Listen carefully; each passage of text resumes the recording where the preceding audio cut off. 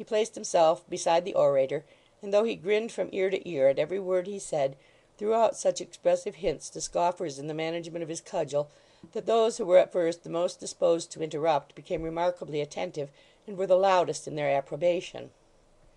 It was not all noise and jest, however, at the boot, nor were the whole party listeners to the speech. There were some men at the other end of the room, which was a long, low-roofed chamber, in earnest conversation all the time, and when any of this group went out, fresh people were sure to come in soon afterwards and sit down in their places, as though the others had relieved them on some watch or duty, which it was pretty clear they did, for these changes took place by the clock at intervals of half an hour. These persons whispered very much among themselves, and kept aloof, and often looked round, as jealous of their speech being overheard. Some 2 or 3 among them entered in books what seemed to be reports from the others. When they were not thus employed, one of them would turn to the newspapers, which were strewn upon the table, and from the St. James Chronicle, the Herald, Chronicle, or Public Advertiser, would read to the rest, in a low voice, some passage having reference to the topic in which they were all so deeply interested. But the great attraction was a pamphlet called The Thunderer, which espoused their own opinions, and was supposed, at that time, to emanate directly from the association. This was always in request, and whether read aloud to an eager knot of listeners, or by some solitary man, was certain to be followed by stormy talking and excited looks. In the midst of all his merriment and admiration of his captain, Hugh was made sensible by these and other tokens of the presence of an air of mystery, akin to that which had so much impressed him out of doors. It was impossible to discard a sense that something serious was going on, and that under the noisy revel of the public-house there lurked unseen and dangerous matter. Little affected by this, however, he was perfectly satisfied with his quarters, and would have remained there till morning, but that his conductor rose soon after midnight to go home. Mr. Tappertit, following his example, left him no excuse to stay. So they all 3 left the house together, roaring a no-popery song until the fields resounded with the dismal noise. "Cheer up, captain!" cried Hugh, when they had roared themselves out of breath. "Another stave!" Mr. Tappertit, nothing loath, began again, and so the 3 went staggering on, arm in arm, shouting like madmen, and defying the watch with great valour. Indeed, this did not require any unusual bravery or boldness, as the watchmen of that time, being selected for the office on account of excessive age and extraordinary infirmity, had a custom of shutting themselves up tight in their boxes on the first symptoms of disturbance, and remaining there until they disappeared.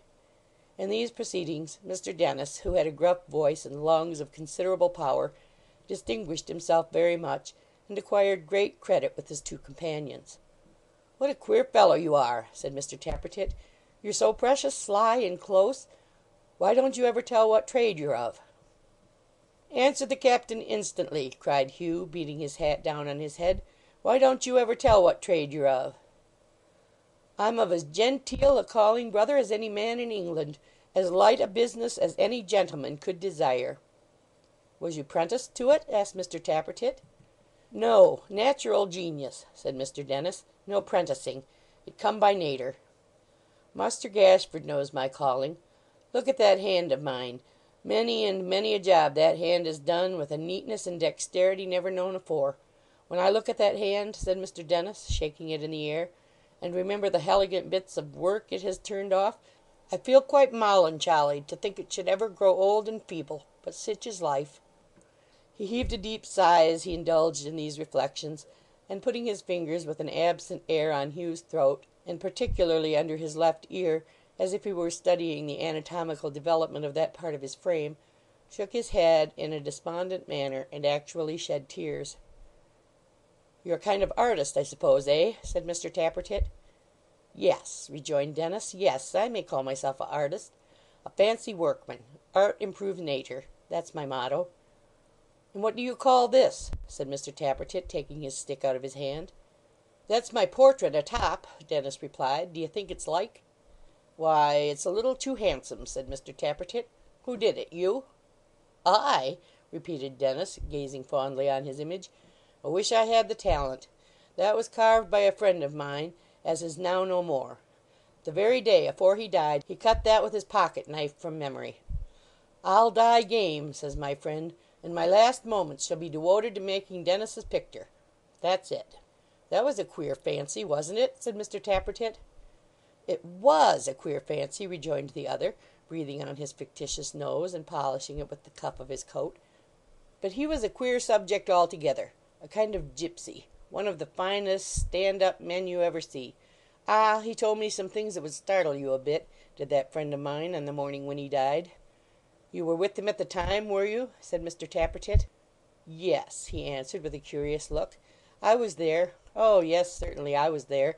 He wouldn't have gone off half as comfortable without me. I had been with 3 or 4 of his family under the same circumstances. They were all fine fellows." "They must have been fond of you," remarked Mr. Tappertit, looking at him sideways. "I don't know that they was exactly fond of me," said Dennis, with a little hesitation. "But they all had me near 'em when they departed. I come in for their wardrobes, too. This very handkercher that you see round my neck belonged to him that I've been speaking of, him as did that likeness." Mr. Tappertit glanced at the article referred to, and appeared to think that the deceased's ideas of dress were of a peculiar and by no means an expensive kind. He made no remark upon the point, however, and suffered his mysterious companion to proceed without interruption. "These Smalls," said Dennis, rubbing his legs, "these very Smalls, they belong to a friend of mine that's left off sich encumbrances for ever. This coat, too. I've often walked behind this coat in the street, and wondered whether it would ever come to me. This pair of shoes have danced a hornpipe for another man afore my eyes, full half a dozen times at least. And as to my hat," he said, taking it off, and whirling it round upon his fist, "Lord, I've seen this hat go up Holborn on the box of a hackney coach, many and many a day." "You don't mean to say their old wearers are all dead, I hope?" said Mr. Tappertit, falling a little distance from him as he spoke. "Every one of 'em," replied Dennis. "Every man jack."